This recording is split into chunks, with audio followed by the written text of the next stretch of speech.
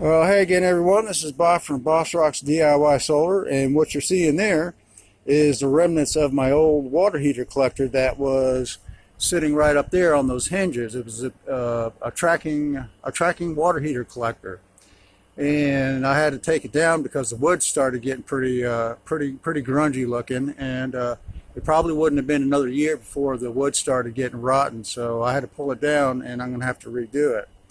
But to make it even better than what it was before, what I'm doing now is instead of half-inch pipe, I'm using 3/4 inch pipe. So I should get a much more volume of hot water coming out of this than I originally did. And basically how this goes together is just took a 2x4s and made a frame, but had to take a table saw and cut in a little bit of a wedge into the wood, and left a little edge here for the glass to rest on. And this would be easy to do if I had a dado blade, but I didn't. And in fact, I didn't even have a regular blade. I had a kerf blade. So it took a lot of passes of running these boards through the table saw to get this width that I got carved out of this in here. And what this is that this pipe is sitting on is cement board, and I've got another frame below this, the frame itself supporting this board, and I'm using a sheetrock corner bead to hold the board down, because you can't put a screw through a cement board. It'll just go right through it. So I just took a corner bead and flattened it out and cut it in half, and I got one side over here and the other side over there, and you can't get a cement board in very long pieces, so I had to make two pieces here, and I used the entire piece here flattened out to join the two pieces together. So anyways, I'm got this much done so far, and something that's really important on this, as far as getting the maximum amount of runs in this collector here, is I'm taking these elbows here, and you'll see that this elbow and this elbow are a little bit different. So what I did is I actually cut off one of the sections of the elbow there and made it a little bit shorter. So when I join these two pieces together, it's going to make a closer distance between the pipes, and by the time I get to the end of the piping here, I should get an extra couple of rows out of it. And I do that. You can do that with a good sharp cutter like this, but a lot of times it cuts crooked, so you got to take a little side grinder like this to get the angle out of the fitting there so that it's straight.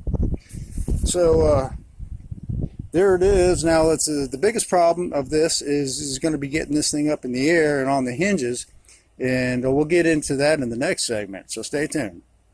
Alright y'all, there it is. It's done. Took all day to do it, and boy am I beat. So anyways, show you what we got going on here.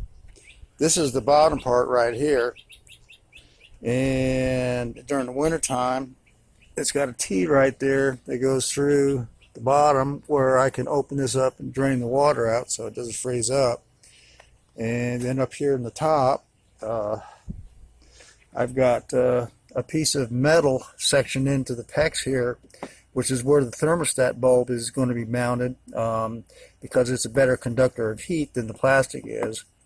And then this will be the outgoing into the water heater, and this will be incoming from the water heater. So it goes all the way down there, loops through all this, comes back out here, and then the cooler water, once it gets the cooler water from the water heater, thermostat will signal it to shut down, and it'll heat back up and cycle again. So this is 100 foot of pipe in here, and I don't think it even had that much in the other one that I had with half-inch pipe. So this ought to this ought to produce some bodacious hot water. So we'll find out here. Anyways, tomorrow is the mounting of this thing, and that ought to be a real torture. So stay tuned for that. We're gonna see if I can get this thing up in the air and mounted, and hopefully I won't have to do a whole lot of cussing, but usually that's what happens. So, all right, stay tuned for the next segment, and I'll see you then. Well, there you go. It's up, it's running, it's been tested, and it's doing a fantastic job. It's doing much better than my old half-inch pipe system. And it was about 5 years ago when I put my first system up, and it did pretty good. You know, I don't have any complaints about it. It gave me plenty of hot water from spring to fall, and it did a pretty good job. But the frame started rotting out on it, so I had to build a new frame, and I decided this time I was going to go with 3/4 pipe. So now that I got this 3/4 pipe in here, it's doing way better than I even imagined. The other thing was, is since I did it 5 years ago, I forgot how I got the thing up there in the first place. And I thought I was going to have a hell of a time getting this thing up there, but it turned out it wasn't so bad. So what I did is I took my winch cable here and tied it to the cross cable here, as you see as it is right now, to the frame. And of course the top at the time would have been down on the ground. And then what I did is I just took the winch over there and I raised it up so that the bottom came up to about the same level as where the hinges were at. And then I took a couple of short 2x4 blocks and screwed it to the hinge board, one at each end. And then all I did was just pick it up from the bottom and just lift it up and rest it on the 2x4s. And that allowed me to get the screws in the hinges there to secure it so it wouldn't go anywhere. So that worked out real good, and surprisingly, I didn't even have to cuss once doing it, which is pretty unusual for me. All right, so let me show you some of what's going on with this system and how it runs. Over here, you see this is a drain cock for the wintertime when I'm expecting freezing. I can open this up and drain the system out. Now, of course, I've got to have the collector, you know, perfectly horizontal for all the water to drain out properly. It certainly won't drain out in this position right here. And then I just discovered this, but I took some white caulk and put it over the thermostat sensor.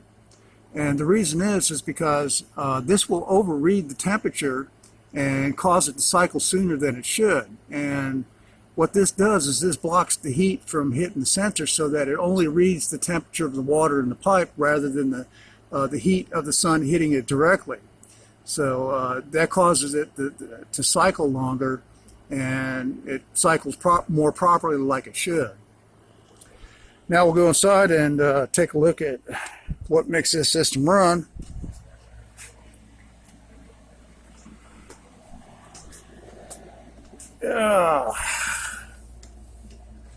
And what you see there is a circulating pump, and there's a solenoid. And what I'm doing is I'm taking cold water and I'm feeding that into the collector first, and then that comes out of the collector and goes into the pump and through the solenoid and then into the hot side. Now it's real important that you make your connections at the right place for this system to work. You always want to have the input to the collector coming from the cold side. And the reason for that is, and a lot of people don't know this, but on all water heaters, you have a pipe that starts from the top and goes all the way to the bottom.